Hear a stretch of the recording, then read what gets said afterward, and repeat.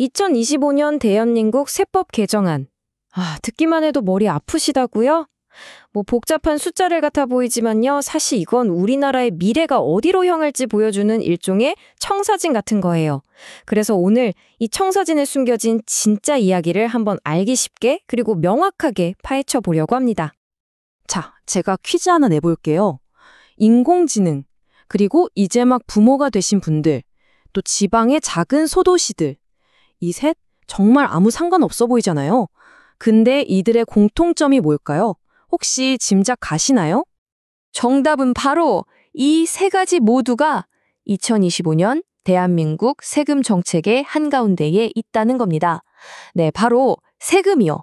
이 세법 개정안이라는 하나의 실이 방금 말씀드린 이 다양한 영역들을 전부 꿰뚫고 있는 거죠. 신기하죠? 정부가 내건 목표는 아주 명확해요. 바로 국가 균형 발전과 민생 안정. 앞으로 우리가 살펴볼 모든 변화는요, 결국 이 두 가지 큰 기둥을 중심으로 설계됐다고 보시면 됩니다. 자, 그럼 이제부터 구체적으로 어떤 내용인지 한번 들어가 볼까요? 오늘 우리가 다룰 이야기는 크게 세 덩어리예요.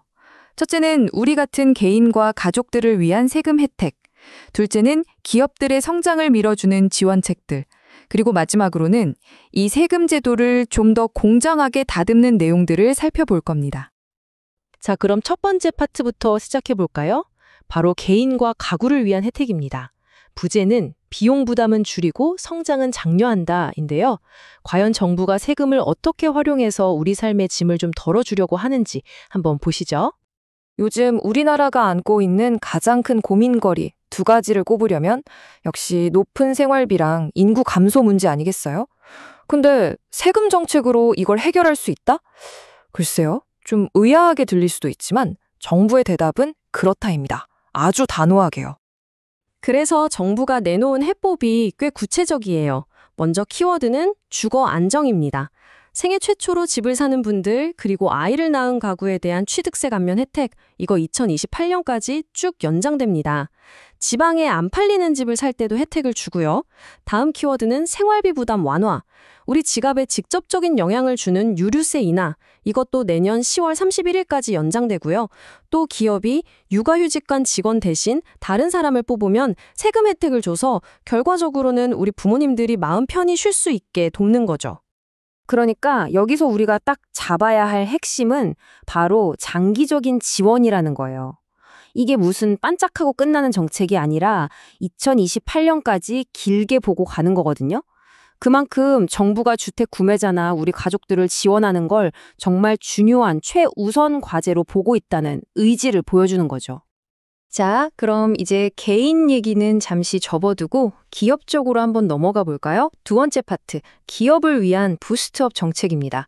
혁신 기술에는 힘을 실어주고 또 가라앉은 지역 경제는 살리려는 그런 방안들이에요.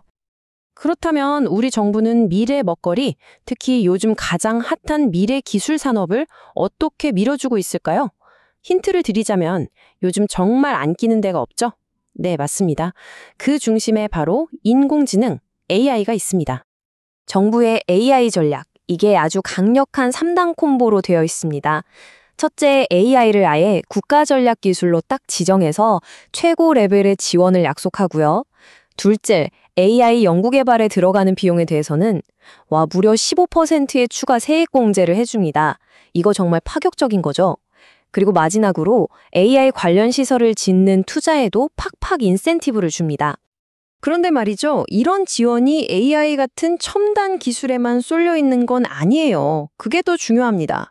정부는 더 많은 기업들이 중소기업이라는 우산 안으로 들어와서 혜택을 받을 수 있도록 그 문턱을 낮춰주고 있거든요. 이 표를 한번 보세요.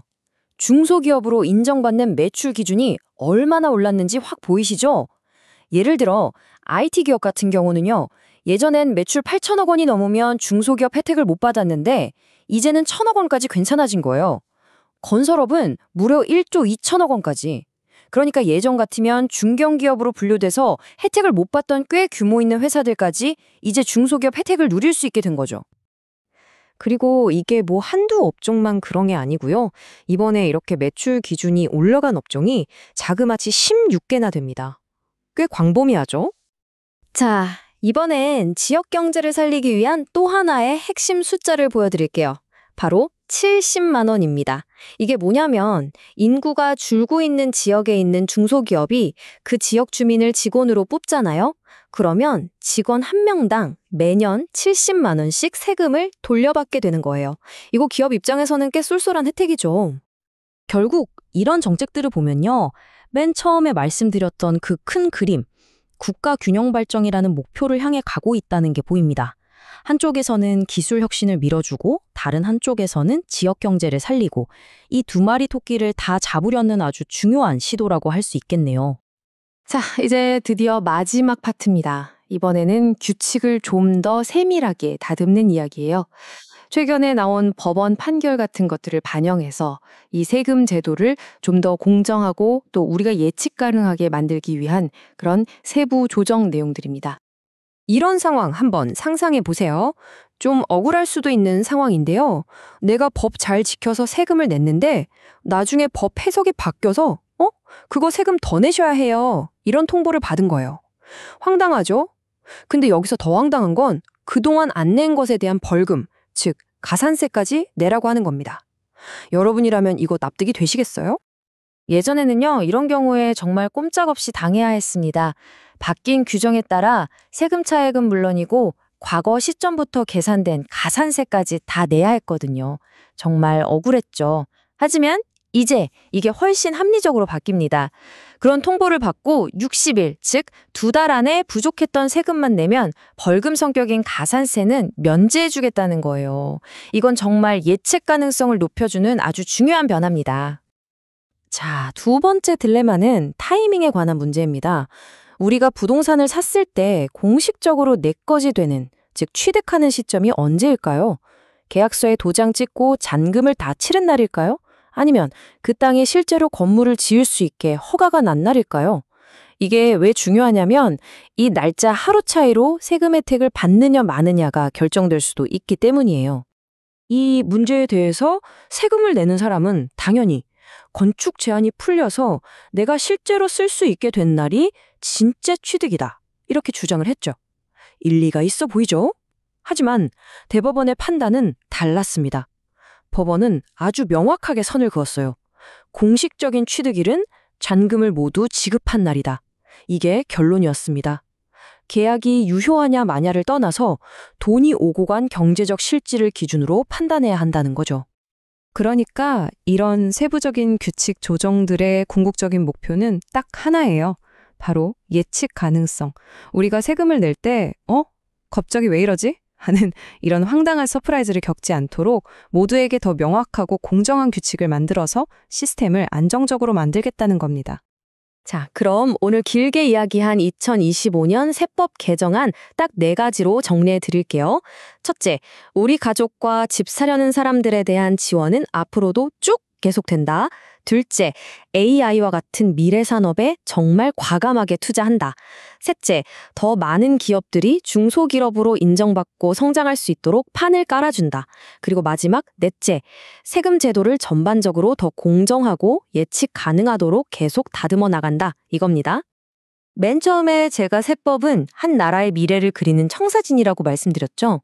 이번 2025년의 청사진을 보니까 가족을 더 든든하게 지원하고 미래 기술에 과감히 투자하고 또 지역 경제에 활력을 불어넣으려는 의지가 분명히 보입니다.